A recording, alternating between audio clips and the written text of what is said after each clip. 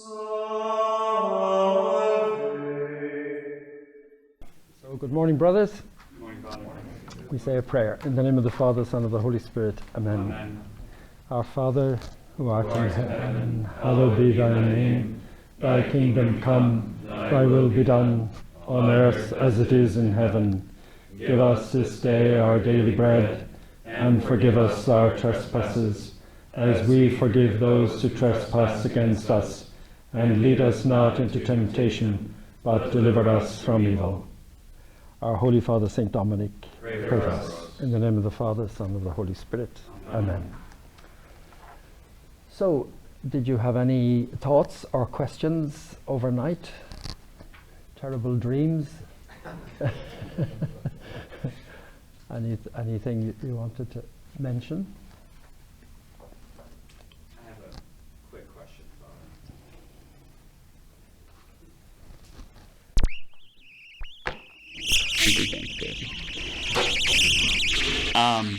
When the Constitution speaks of on maturity, it's in the formation section, but is this idea, is it being specific about initial formation, or is it really speaking to all the brothers in formation, because we're all in formation at some points of our lives? So, for example, that interesting quote that be treated as mature adults. I was thinking to myself that line, it seems to me that line's more for the brothers who are out of initial formation than it is for the brothers who are in it. To remind ourselves that, we've been given the privilege of being formed in the church, and now we are mature adults in the church.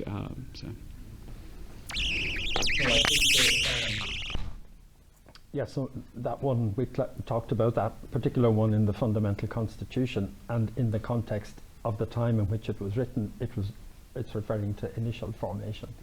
And some of the others are as well, when you look at the context in which you find them in the constitutions. But I think with this renewed or developing emphasis on permanent formation, or ongoing or continuing, whatever you call it, we decided to call it permanent formation because that's what it is in French and Spanish as well, so it's easier to move between the languages using that English phrase. Some people object to it, but there you go.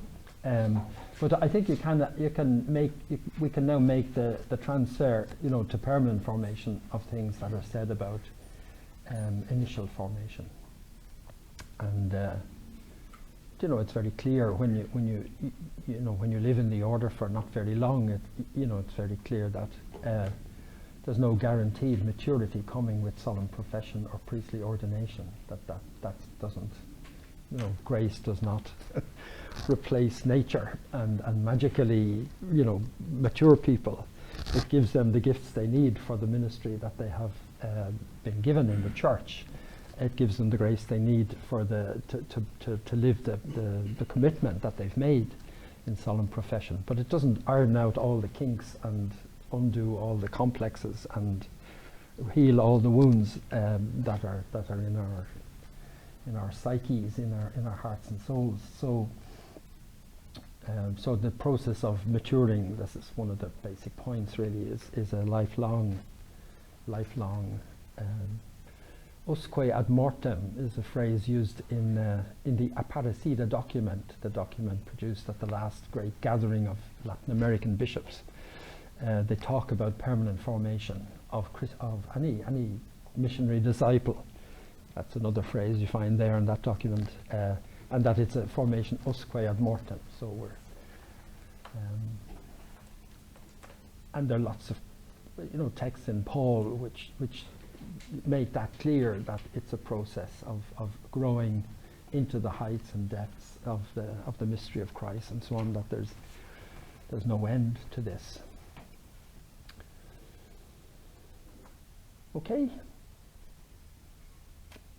so the point we reached last night was, to quote again from Pastores Dabo Vobis, after its 2 paragraphs on human formation. It says human formation, when it's carried out in the context of an anthropology which is open to the full truths regarding the human person, leads to and finds its completion in spiritual formation. And the quote from the Ratio Formationis Generalis 34 says, the work of Thomas Aquinas on human action, passions and virtues offers a solid starting point for reflecting on psychological maturity and moral development. So that's the point from which we take off this morning. An anthropology that is open to the full truth regarding the human person. You could go upwards from there and say the full truths of the human person in relation to God. It would be one road you could take, an anthropology that is a theological anthropology. And in a way it's where Aquinas begins by talking about the human being as the image of God. And the abilities, the capacities which distinguish the human animal from all the other animals and the human creature from all the other creatures are capacities which make us to be in the image and likeness of God. So that's one way of understanding an anthropology open to the full truth about the human person. But you could also look in the other direction and say, well, don't forget there's a full truth about the human person looking downwards, if you like, and we are perhaps more likely to forget that than to forget the looking upwards. We, because of the business we're in, because of the vocation we have. I've rarely provoked strong reactions from people when I give talks. I'm not a controversial speaker, I think, but I have provoked strong reactions on a number of occasions when I've referred and insisted on referring to the human being as an animal. That's one point that has, from time to time, caused people distress. Now, maybe nothing is more obvious to you, but for some people that's a disturbing thought. The human being is an animal, and that's the direction in which I want to move us. Is the full truth about the human person. One full truth about the human person is that we're created in the image and likeness of God, but another truth about the human person is we're not angels, we're not angelic beings dwelling in bodies, we're not something other than mammals, animals. The whole question of the body and the soul being united in the way that Aquinas understands them to be united to make the human person.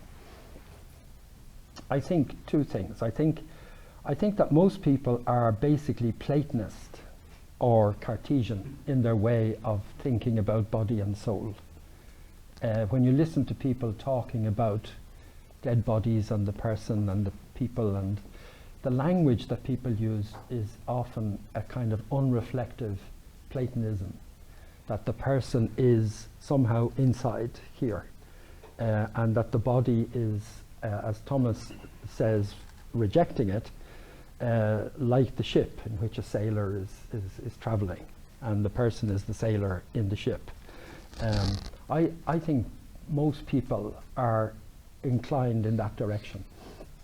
A second thing I think is that I think that his understanding of body and soul is one of the original contributions of Aquinas to philosophical thought. As you know, he's a wonderful reader of other people's work, a wonderful gatherer of wisdom, and a wonderful synthesizer of the wisdom of the past. So you might say, well, what's original with Aquinas? Is his moral philosophy, his moral theology, Aristotle with kind of Christian icing on the top? Or is it really a Christian theology?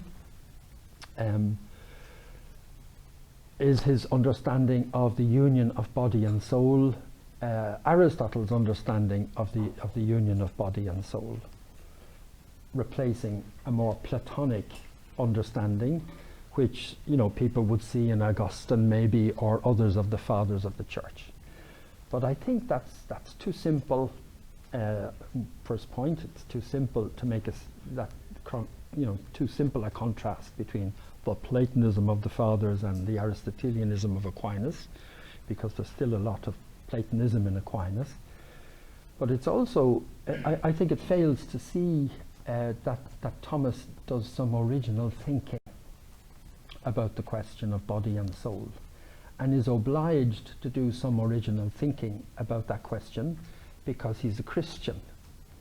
Now sometimes what people do in effect is they turn Aristotle into a Christian and they receive Aristotle's understanding of body and soul, if you simply identify it with Aquinas's, into a Christian anthropology before Jesus. One of the Irish Dominicans used to maintain that there were Christians in Kerry before the time of Jesus. And it's very possible, at least in one understanding of Christianity. But this would turn Aristotle into a Christian, because Aquinas has concerns about resurrection. He has concerns about the body of Jesus in the 3 days it lay in the tomb. He has concerns about the full personality of the human individual. These are all things which are required by Christian thinking, which are not as clear in Aristotle as they are in Aquinas. So that's just to stress that point, that I think Aquinas' anthropology is not just, a wonderful summary of earlier thought in the patristic period, in the philosophers of Greece, in Aristotle particularly, but is actually an original creation of Aquinas. And it's I think it's difficult to sustain it. It's an understanding which it's difficult to hold together. And even he famously, has difficulty later trying to talk about the separated soul. So he has made such a strong philosophical argument and presentation of the union of body and soul that this is me. I am not, looking out at you through my eyes. That's not an eye inside that's looking out at you but the eye is really somewhere inside. This is it. This is me. You're seeing my soul when you see my body. No? Because the soul is in every part of the body, animating every part of the body and so on. So he does such a good job of, presenting that when I die, what can he say about a human soul which is separated from a body? And that's a famous aporia difficulty in Aquinas' thought. Herbert McCabe, you've probably heard his name. He taught us all really in the English province, in the Irish province, and I'm sure he had an influence in the American provinces as well. But Herbert was very insistent that a dead body is not a human body, that the remains which are there when a person dies is not a human body. It's some other substance. A human body is only a human body when it's animated by a soul.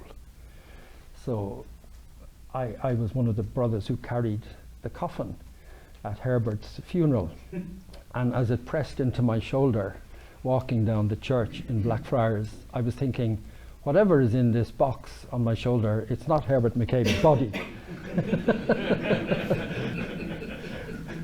It's not the body of Herbert McCabe. Well, in one state, obviously it is the body of Herbert McCabe, but I was thinking about this thing on which he was always so insistent, that a human body is an alive body, an animated body. It's only a body when it's alive. Okay, so that's a bit long-winded as an introduction, but it's that's the direction in which I want to look this morning, is to say, okay, we believe that Aquinas gives us an anthropology, understanding that as meaning an understanding of human nature, the human person, human destiny, which is open to the fullness of the truth about the human person. But instead of going immediately to look in the direction of us being the image and likeness of God, I believe all that, to look in the other direction, because there are times when we're in more danger if we forget the full truth about the human person in our physical nature, our animal nature, our emotional nature, our social nature, all of those things which are characteristic of us as animals, as a particular kind of animal, of course. So here's the first handout for this morning.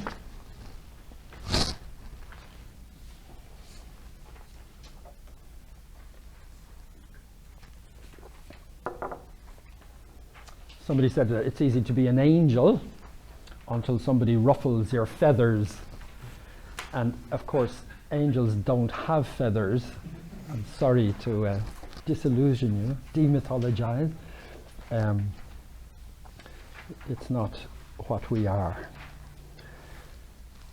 What I'm giving you on this page are just a few texts, places in which Aquinas gives us, it shows us of how he understands the complexity of the human being, the structure of the human person, or the parts that go to make us up. And he does this in different contexts, and he does it from different perspectives depending on the context.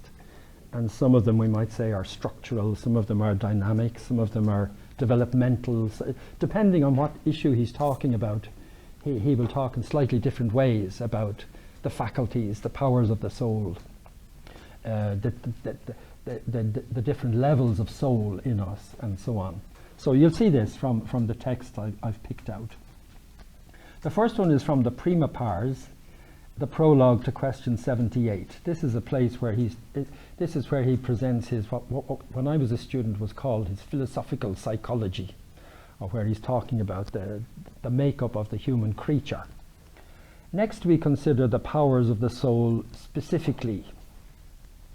The prologues are often very valuable things, actually. When you're reading Aquinas, the prologues are full of important information and wisdom, the way in which he structures the development of the presentation.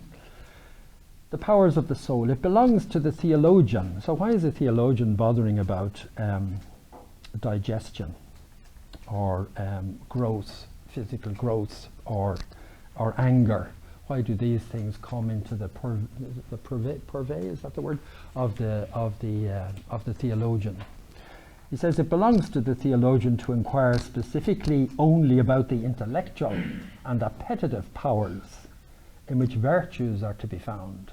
So that's the specific interest of the theologian, because he's interested in virtue. So those powers of the human being which can support virtue are the particular interest of the theologian. But a knowledge of these powers depends somewhat on knowing the others, and so our specific consideration of the powers of the soul will be in three parts. Firstly, on those which are preparatory to the intellect. Preambula is the word he uses. Those which are preparatory to the intellect. So all those powers, capacities that we have, which are not intellectual, but which are preparatory. So think about yourself trying to study when you have a headache. Think about yourself trying to pray when you have indigestion. You can't say, oh, I'm a theologian, I'm working at a theological level at the moment.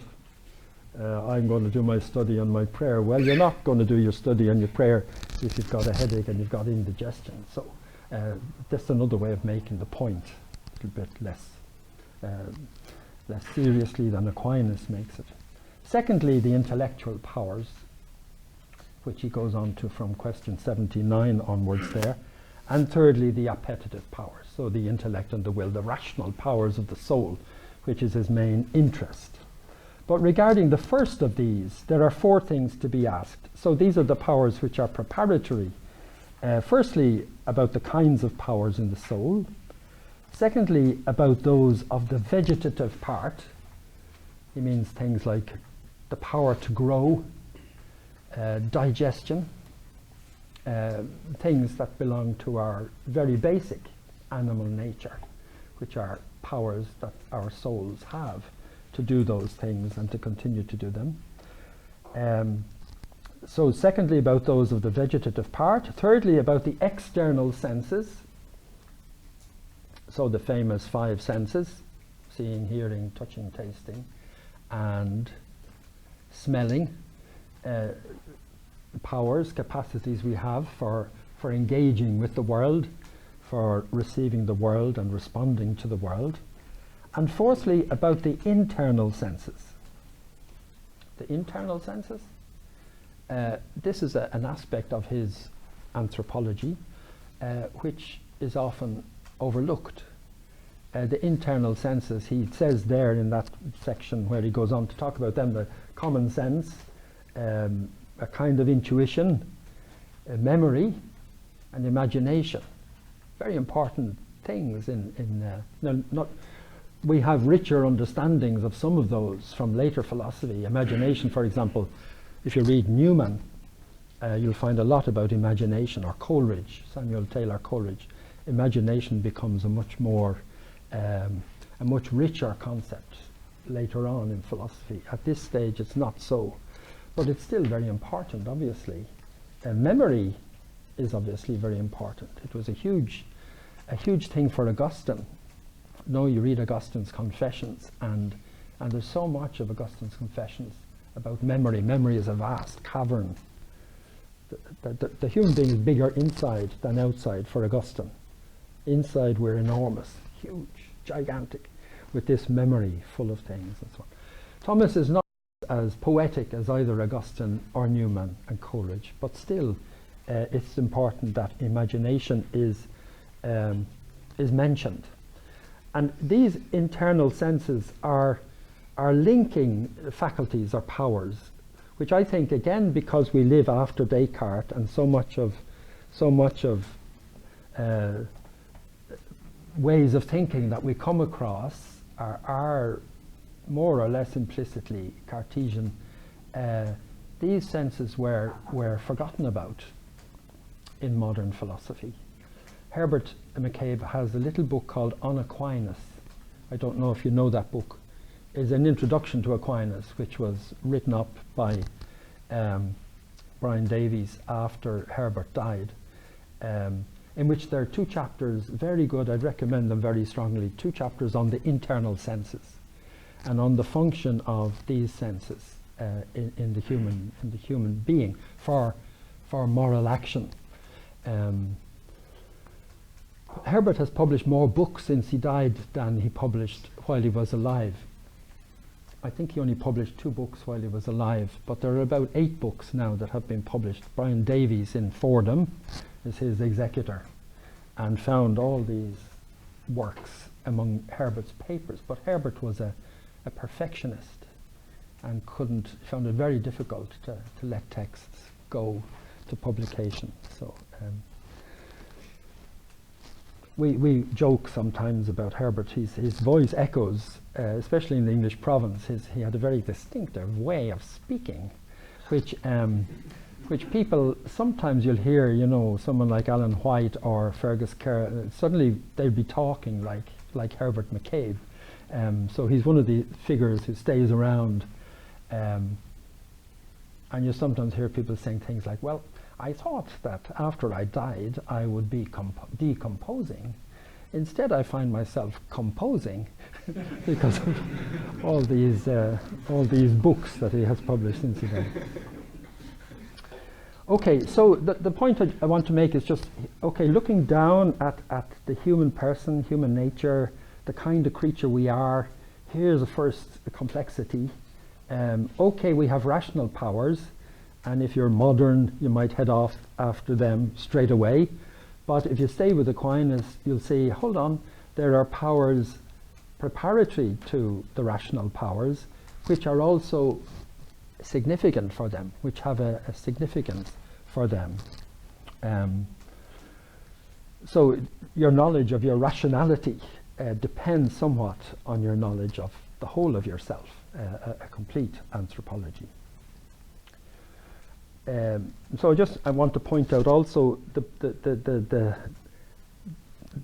parts of this that I think can be most easily forgotten, and one of them is the internal senses. And these are parts which, and the other is the passions or the emotions. These are kind of mediating. It's not, the human being for Aquinas is not a sort of an office block where you've got nutritive, vegetative powers, sense powers, rational powers. It's a living reality. And there's exchange and communication and co-involvement. Co-involgimento is a great Italian word. There's nothing corresponding in English, I think. Co-involgimento, which is a way of talking about people being intricately involved and connected with each other. And the powers of the soul are like that. Even the great sort of Pseudo-Dionysius, the inventor of hierarchy, the top part of a hierarchy overlaps with the bottom part of the hierarchy above it. So when you get towards the top of one level, you're beginning to see things that are qualities, features of the next level. So it's not like a table against a table, one ends and the other begins, but there's much more of an organic understanding of, just as in the body, the lungs and the heart and the stomach, and they're all co-involved with each other in the same way with our psychological powers. They're all co-involved with each other. So the feelings we'll see, between physicality and rationality, if you want to put it like that. The internal senses between sensation and intellectual understanding. And of course, we just have to reflect on our own experience of thinking, of consciousness, to see that this is more true to the reality than a sort of a faculty understanding that would divide things off from each other in a way that doesn't make sense. The second text I put there, this is the Prima Secundae. So we're into the Prima Secundae, and we're into the specifically moral theology part of the Summa. And I've just picked out some of the prologues, things he says in the prologues. Question 6, for example, human fulfillment, beatitudo, let's call it maturity, just for fun, is attained. How do we get this beatitudo, which he talks about at the beginning of the Prima Secundae? We get it through human acts and passions, he says.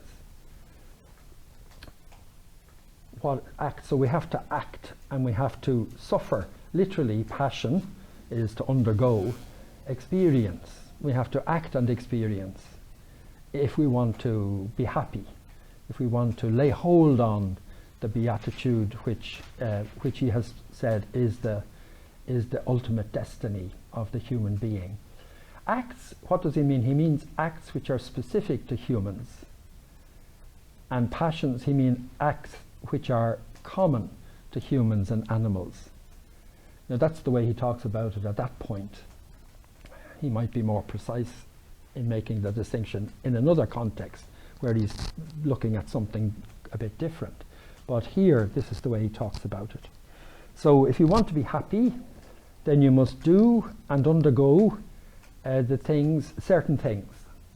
You must be able to do and to undergo certain things, to experience and to act. When you get to question 49 in the prologue of that question, he goes back to this. He says, okay, after he has considered human acts and passions, he says, okay, so what other principles do we need to talk about? The principles of human acts, which are intrinsic, in other words, within ourselves, given to us with the nature we receive. And these are the powers of the soul, all those capacities that we have by being human animals. He says we talked about those in the first part, in the prima pars. And the other intrinsic principles, so the powers within us for action and passion are the powers of the soul and what he calls dispositions. The Latin word is habitus. I'm translating it as disposition, but it's habitus, which begins then at question 49. But the habitus is an intrinsic, it's within us, it's a capacity within which enables us to act, which enables us to do the things and to experience the things which we need to do and experience if we want to be mature, if we want to be fulfilled and happy and possess beatitude. And then in question 90, the prologue, he says, what are the extrinsic principles of human acts? Are there agencies outside us that impinge on our action and our experience? And he says, well, there's the devil inclining us or encouraging us or tempting us or nudging us towards evil. He's an external agency. And he says, we talked about him in the prima pars, where he talks about the fall of man and the temptation of Adam and Eve and so on. He says the others then, for good, the external principles that nudge us towards good are law and grace. Okay, so there are the questions, then the famous questions about law and the questions about grace. So these are extrinsic principles of action and experience. You might say to yourself, is grace, why does he say grace is an extrinsic principle? Don't we talk about the grace of God has been poured into our hearts through the Holy Spirit who has been given to us? We do, but he says its source is outside us. Its source is God. The origin of grace is in God. So we can't say, that's what he means making that distinction. Intrinsic means a principle for action and experience with which we're equipped in virtue of our nature, the nature we've been given. An extrinsic principle is a force, an energy, a power working on our action and experience which originates in an agency outside ourselves. So law and grace for good, the devil for bad. So again, it's another context. He's thinking specifically about action and moving towards beatitude. But again, you get a map. You get a map of how he sees the human person, the different parts that go to make up the human person. The third one then, the slightly longer text there, is from the Prima Secundae. Still, question 94, article 2, which is a question where he talks about natural law. What's natural law? And again, in order to talk about natural law, he gives us a picture of how he sees the human being. And in particular, the kinds of inclination is his word here, inclinatio, desire, we can say, the desires that this creature has, and the different levels of desire in this creature. So that's what this is about. He says, since good has the nature of an end, and evil the nature of a contrary, hence he's just said, the first principle of practical reasoning is do good and avoid evil. The good is to be done, evil avoided. Common sense. A child can understand it. Do what seems to you to be good, avoid what presents itself to you as evil. So, if that's the case, hence it is that all those things to which the human being has a natural inclination are naturally apprehended by reason as being good. So the things we find ourselves naturally wanting, desiring, our reason says, well, these are good for me. That's how the world is presenting itself to me, that these things which evoke this response of desire, of a natural inclination, I'm judging to be good, and consequently as objects of pursuit, and their contraries are judged as evil and objects of avoidance. Wherefore, according to the order of natural inclinations is the order of the precepts of the natural law. So he's talking about reason and nature here. And it's very important to remember that when Aquinas talks about natural law, he's talking about human reason. Reason is our nature. There's a text, I can't remember offhand where it is, but a text in which he says, the nature of the human being is to be rational. In modern times, you can sometimes get a separation of those two things. And again, we can point the finger at Descartes and blame him for everything. But a kind of a separation which makes nature to be irrational and reason to be non-natural, almost. Whereas for Aquinas, these are interwoven. These are interwoven. It is part of our nature to be rational. So the judgments of natural law are not just a blind following of nature as a blind force in a Cartesian sense. Sometimes that's how people think Catholic moral theology operates. If you keep your ear open to, when people criticize natural law approaches to morality, it seems as if they're misunderstanding in a very basic way that natural law, for Aquinas anyway, is about reason. It's the way in which the human animal is subject to the eternal law. That's natural law, and it applies only to us. So it's not a crude naturalism, if you like, but it's about reason and nature working together in us. So there's the list then. Because in the human being there's first of all an inclination to good in accordance with the nature which he has in common with all substances. So that's interesting. He doesn't begin here with animals.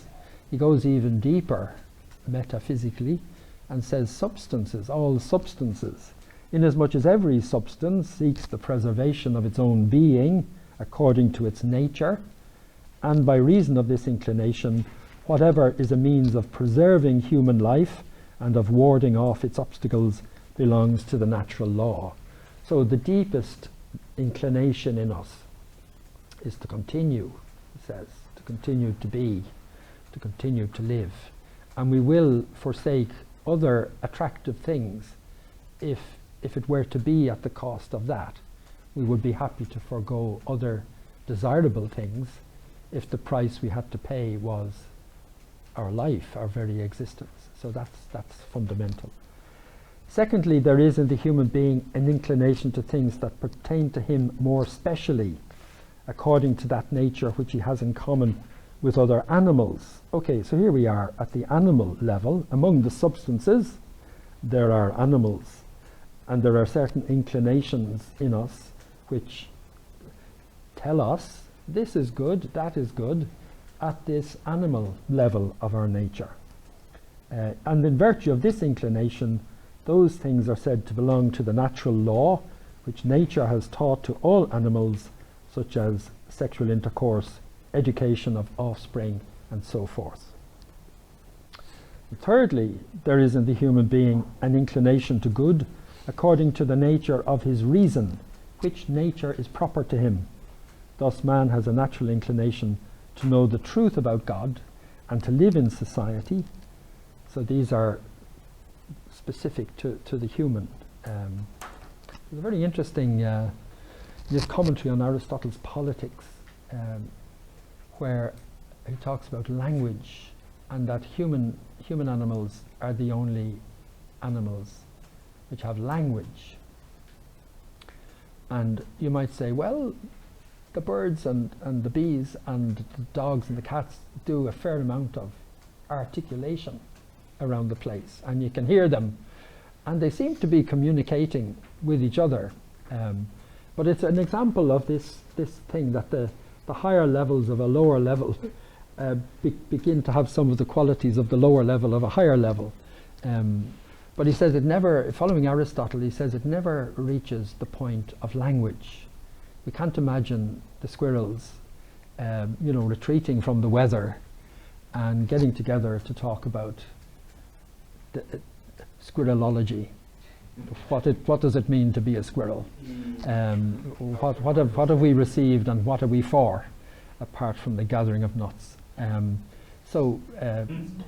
He sees that there's some radical newness, radical difference between communication in the animal world and communication between human beings, which is at a completely different level.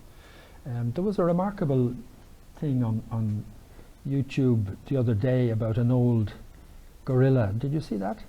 An old female gorilla who was 59 years of age or something. Saw its old keeper. No, the old keeper came, a man that she'd known for 40 years ago, and it was quite. I mean, I was saying, I wonder is this real? Because nowadays there's so many invented things. But she's not eating. She's getting ready to die. She's depressed, lying in a corner, and this man comes and starts talking, and she kind of recognizes his voice. And then she kind of begins to respond to him and caresses his face, and it's quite an amazing thing to see. But and sometimes people say, well, chimpanzees can learn, how to say certain things, or. But as I say, the medieval understanding of hierarchy, which is often caricatured as a kind of bunk, bunk, bunk, bunk, is actually about levels of reality which weave into each other, and are overlapping in different ways. Even if at a certain point you say, well, to talk German is something that we're pretty sure squirrels will never do, or at least not to the same ability as human beings. I think we can say that without fear of contradiction. No? Okay. So the thirdly, the inclination to good according to the nature of our reason. So man has a natural inclination to know the truths about God, to live in society, and language is essential to living in society. That's why I went off on that little sidetrack. Language is essential to living in society. Aristotle says, and Aquinas say, without language, no community. Communicatio facit civitatem is one of the phrases I love in his commentary on the politics of Aristotle. Communication makes the city. Communicatio facit civitatem. So you can't have a human community without language. In this respect, whatever pertains to this inclination belongs to the natural law. For instance, to shun ignorance, I don't want to remain ignorant, I want to know, I want to learn, I want to be educated.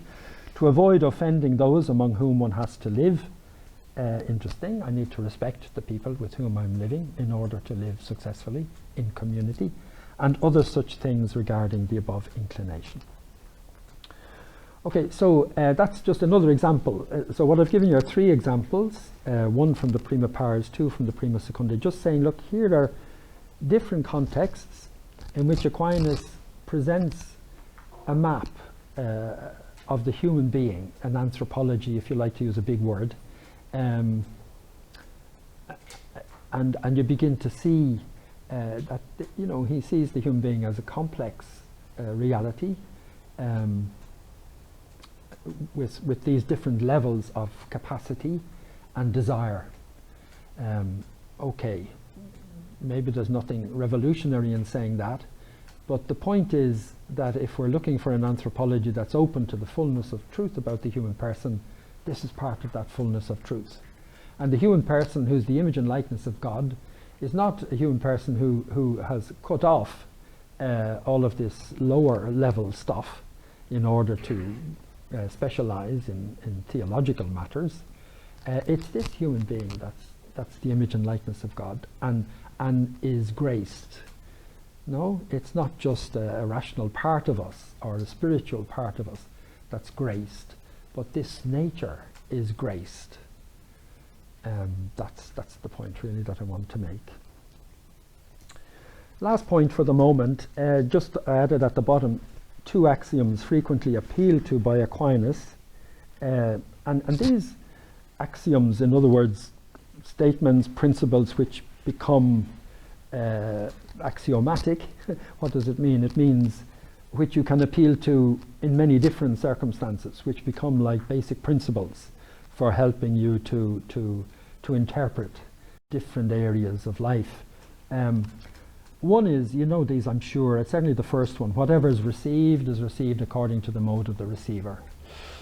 Quid recipitur ad modum recipientis recipitur. Seems simple. You pour the water into different glasses and the water takes the shape and the form of the glass that you use. So there's a contribution of the receiver to all knowledge. That's what it means for us. There is a contribution of the receiver to all knowledge. My knowledge is my knowing. Your knowledge is your knowing.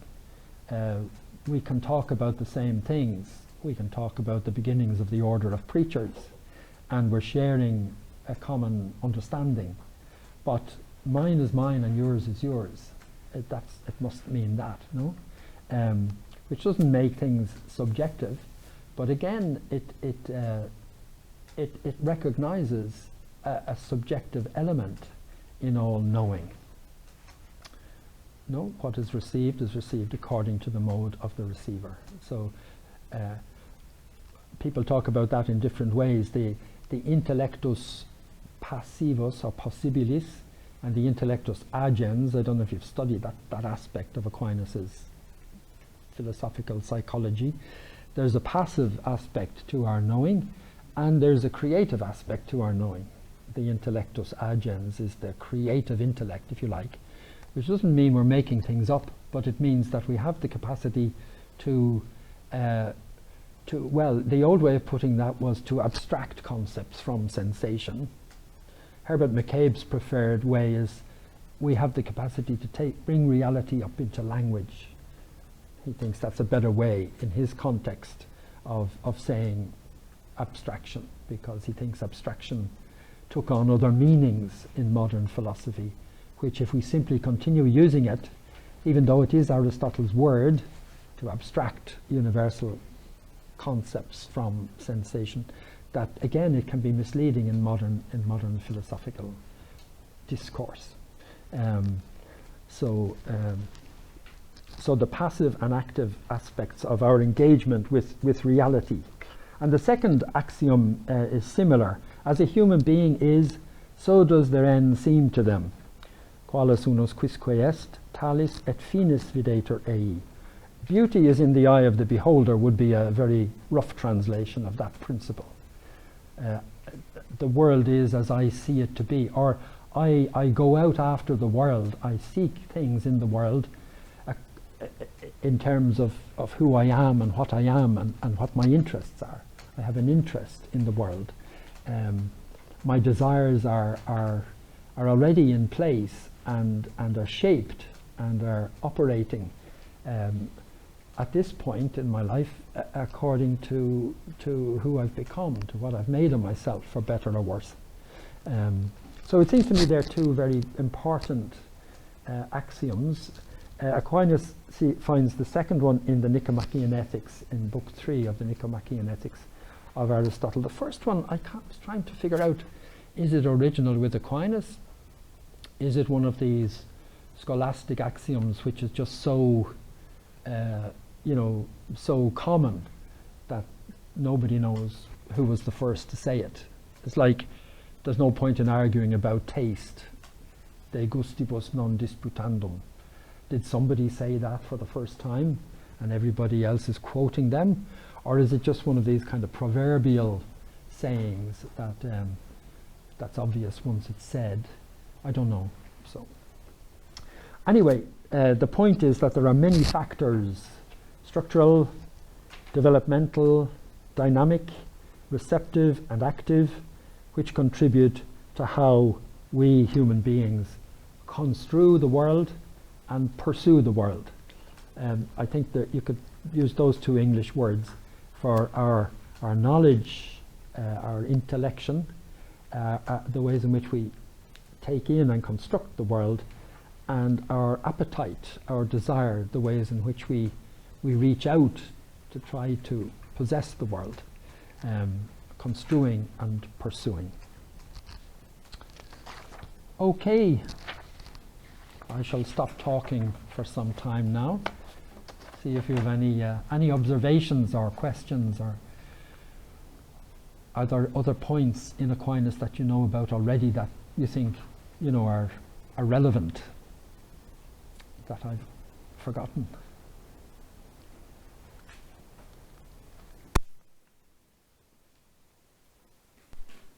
Father, how do you think a Thomas would define immaturity?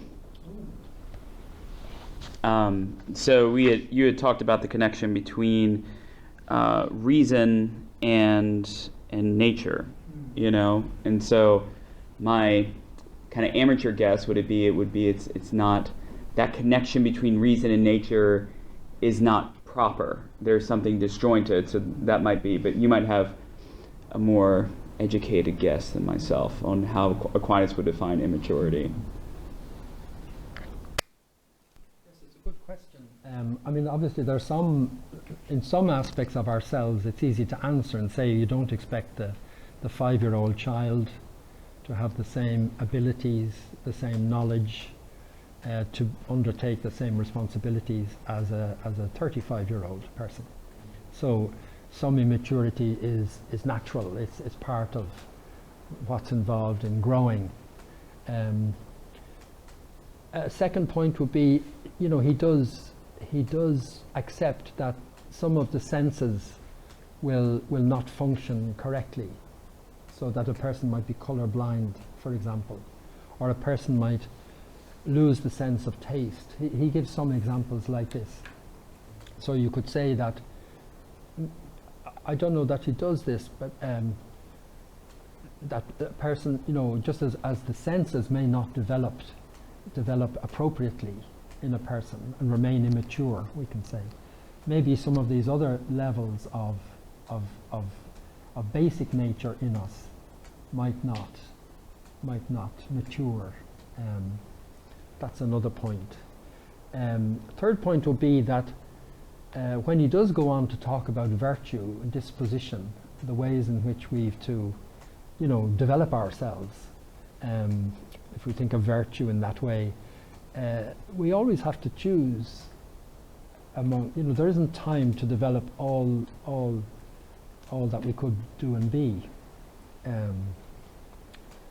In that sense, nobody ever fulfills their potential. I could have learned how to play the accordion, for example. If I had persevered, I could be a very good accordion player, but I'm not. So that's just a trivial example, but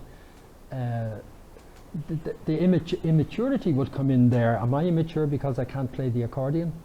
I don't think so.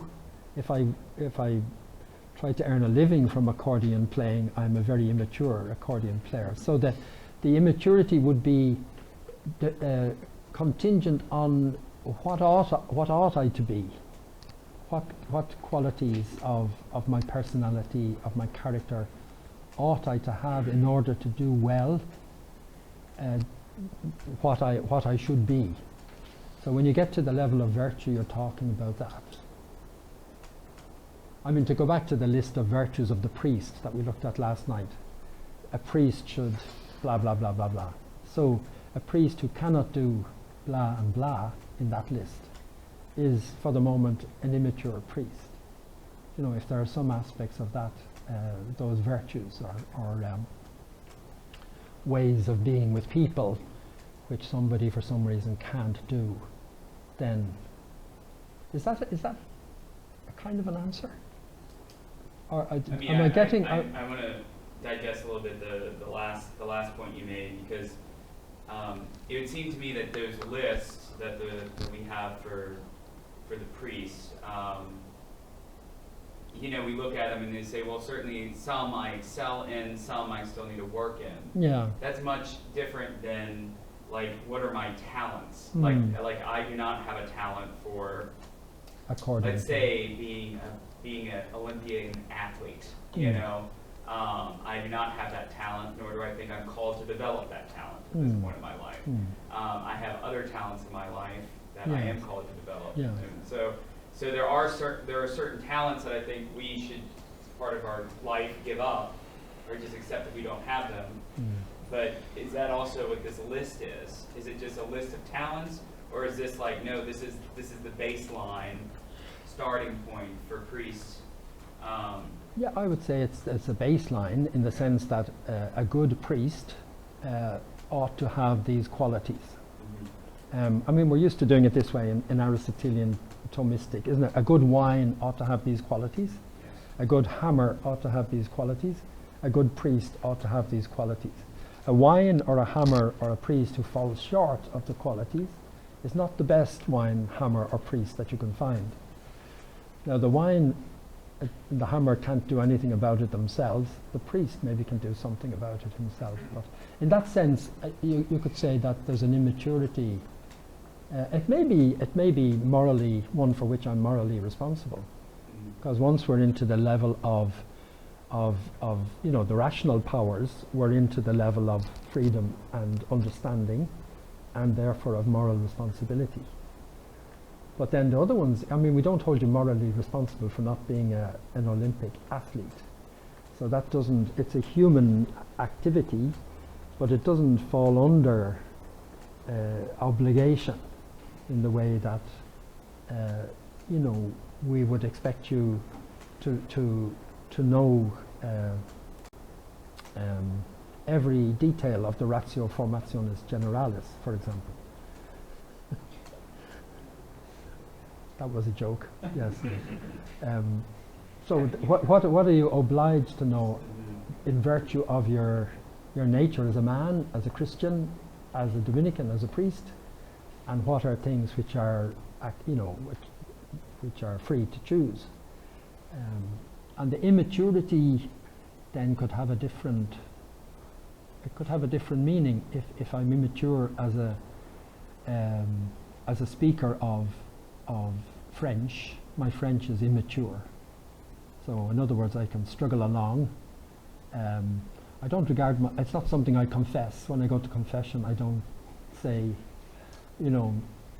but if I was working in a Francophone parish and I didn't work on my French, it moves into the area of moral responsibility, doesn't it? Because in order to be good for these people, I should be working on that. Is that am I meeting the question?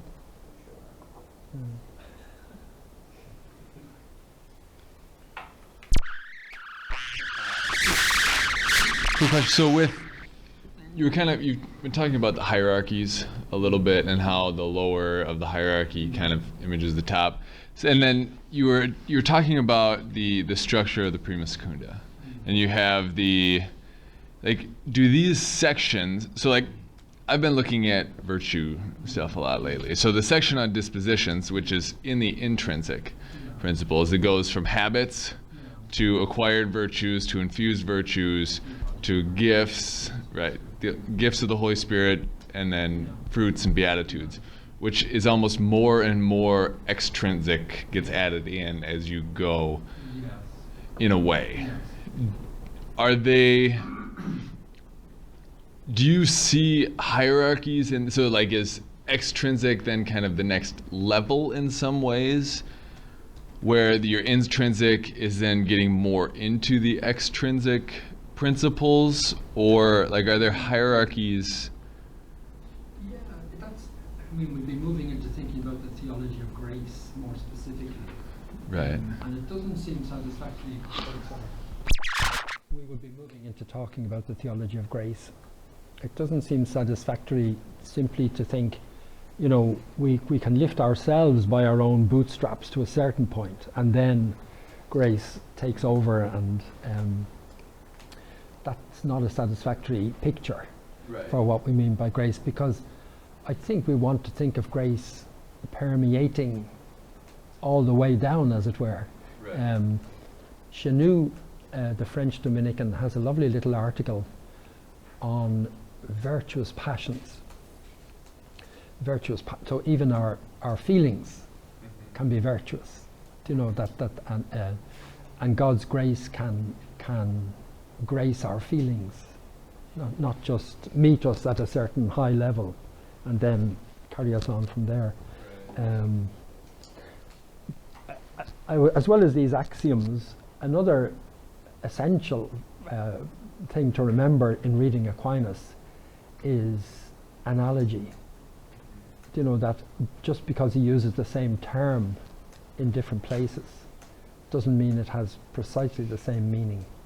So for example, when you call faith, hope and charity virtues, in the New Testament they're called gifts, they became virtues in the tradition. So Aquinas receives a tradition in which faith, hope, and charity are referred to as theological virtues. So he's very interested in that. He says, oh, Aristotle talks about virtues as well, so they must belong together. But in all analogies, the dissimilarity, isn't that right, the dissimilarity is often greater than the similarity. There's some similarity, there's some way in which faith, hope, and charity are, as it were, intrinsic to us. But they're only intrinsic to us by God's grace, whereas my poor efforts at temperance, for example, if I've acquired any virtue of temperance, it's also from God, but it's from God through the nature that He's given me. So it's like the first gift of God in nature enables me to do that. The second gift, as some people call it, of God in grace, it gives me other capacities. But it's the same human animal that is being graced. And being graced for particular work in the church, for particular work. So I don't receive grace to be an Olympic athlete. That doesn't automatically come within the, that's a different reality, a different kind of reality. But does that say something to the question? Yeah. We're going to take it. Nathaniel, and then we'll take a break. Okay. So I'm wondering a little bit about question 94 in the Prima Secundae. Yeah. He kind of gives 3 levels of natural law, so to speak. And it does seem like the level pertaining to reason can oftentimes, we can ignore or even go against inclinations that are lower down. So for example, preserving human life. So for the sake of living in society, one might go to war and sacrifice their life for the sake of a greater good. Do you think that that's a frustration of those lower faculties, or in a strange way a perfection of them? Yeah, I mean, in one sense you could say that's the elimination of the lower faculties, but it's all within a human reality. It's all contained within the actions of one person. So we're analyzing and separating out or distinguishing, but not in order to separate. And obviously there will be a conflict in the martyr as he faces martyrdom, and his nature will scream against what's happening, presumably, because it's so contrary. But because that level of himself is part of himself, it has its say. But other levels of himself, if we use the word levels, are submitting everything to a higher rational goal. So in that sense, he goes ahead and agrees to be martyred. But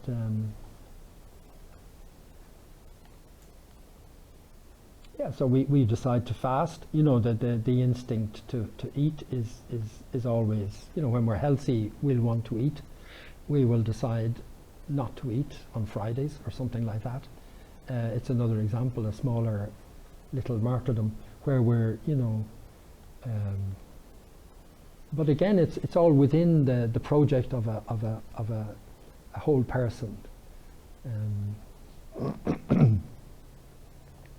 Does that meet your question? I suppose because often, especially the secular mind might object that it would be doing violence to these very natural and good human inclinations, and so that's kind of one of the things I'm wondering about. Yeah,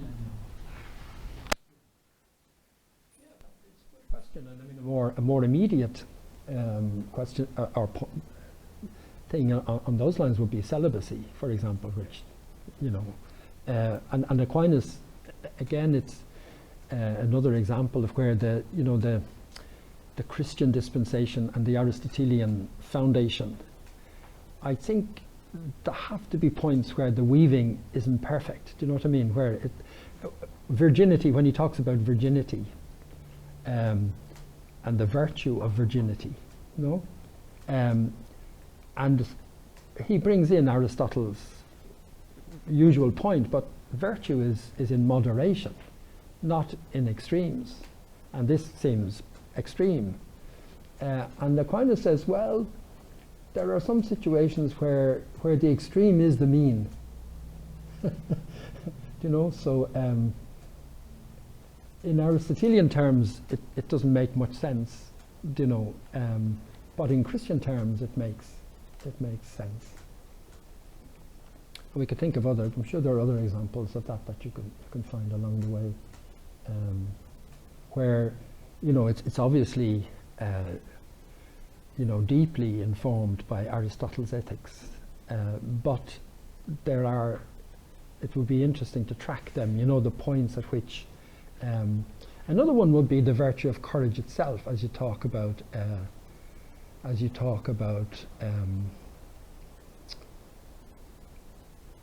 Martyrdom or you know, giving your life, where there's a transformation of the, you know, the soldier who is prepared to die in battle is the great hero for the Greek world.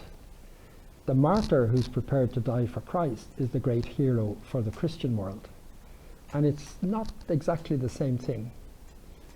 So there's another kind of subtle revision of the substructure, if you like,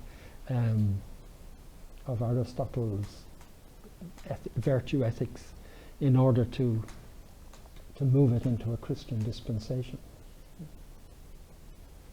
Dear